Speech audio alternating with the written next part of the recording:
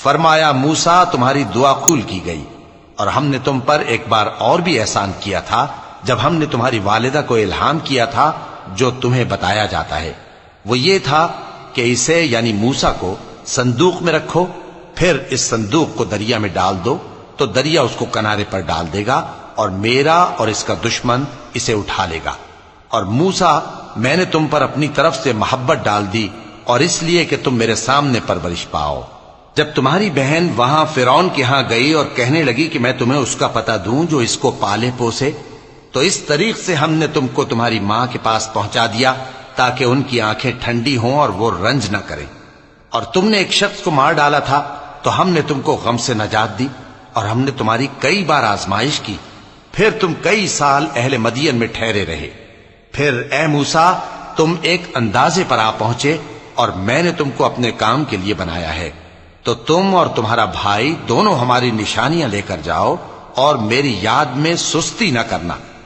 دونوں فرعون کے پاس جاؤ کہ وہ سرکش ہو رہا ہے، اور اس سے نرمی سے بات کرنا، شاید وہ غور کرے یا ڈر جائے۔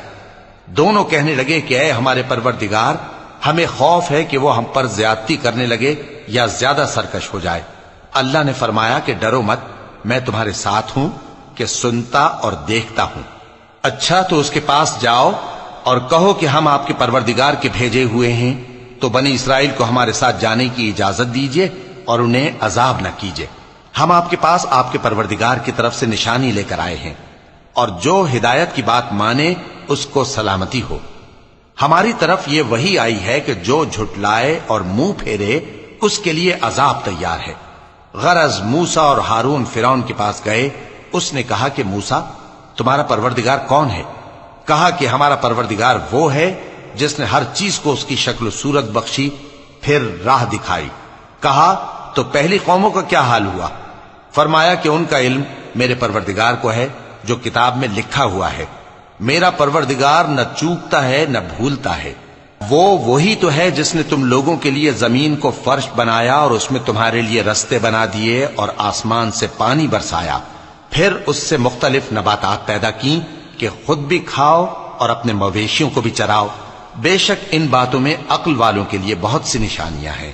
اسی زمین سے ہم نے تم کو پیدا کیا اور اسی میں ہم تمہیں لوٹائیں گے اور اسی سے ہم تمہیں دوسری دفعہ نکالیں گے۔ اور ہم نے فرعون کو اپنی سب نشانیاں دکھائیں مگر وہ تکذیب اور انکار ہی کرتا رہا۔ کہنے لگا کہ موسیٰ کیا تم ہمارے پاس اس لیے آئے ہو کہ اپنے جادو کے زور سے ہمیں ہمارے ملک سے نکال دو؟